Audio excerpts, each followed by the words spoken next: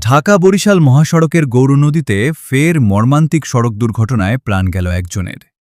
শনিবার বিকেল ৫:৩০টার দিকে বরিশালের গৌরনদী উপজেলার টর্কি বাসস্ট্যান্ড সংলগ্ন নীলখোলা পান আড়তের সামনে এ দুর্ঘটনা ঘটে।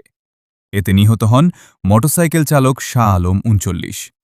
গুরুতর আহত হয়েছেন মোটরসাইকেলের আরোহী স্বাধীন কাউছার ২০। তারা উভয়ই উজিরপুর উপজেলার সাতলা গ্রামের বাসিন্দা। প্রত্যক্ষদর্শীরা জানান, বরিশাল থেকে ঢাকাগামী লাবিবা পরিবহনের একটি দ্রুতগতির যাত্রীবাহী বাস বিপরীত দিক থেকে আসা মোটরসাইকেলটিকে সজোরে ধাক্কা দেয়। সংঘর্ষের তীব্রতায় মোটরসাইকেলটি দুমড়ে মুচড়ে যায় এবং চালক ও আরোহী সড়কে ছিটকে পড়ে গুরুতর আহত হন। খবর পেয়ে গৌরনদী ফায়ার সার্ভিসের দুটি ইউনিট দ্রুত ঘটনাস্থলে পৌঁছে আহতদের উদ্ধার করে গৌরনদী উপজেলার স্বাস্থ্য কমপ্লেক্সে নিয়ে যায়। সেখানে চিকিৎসকেরা মোটরসাইকেল চালক শাহ আলমকে মৃত ঘোষণা করেন। আহত স্বাধীন কাউছারের চিকিৎসা চলছে। গৌরনদী হাইওয়ে থানার ওসি মহাসিন জানান, দুর্ঘটনার সঙ্গে জড়িত লাবিবা পরিবহনের বাসটি আটক করা হয়েছে। এ ঘটনায় আইনগত কার্যক্রম প্রক্রিয়াধীন রয়েছে।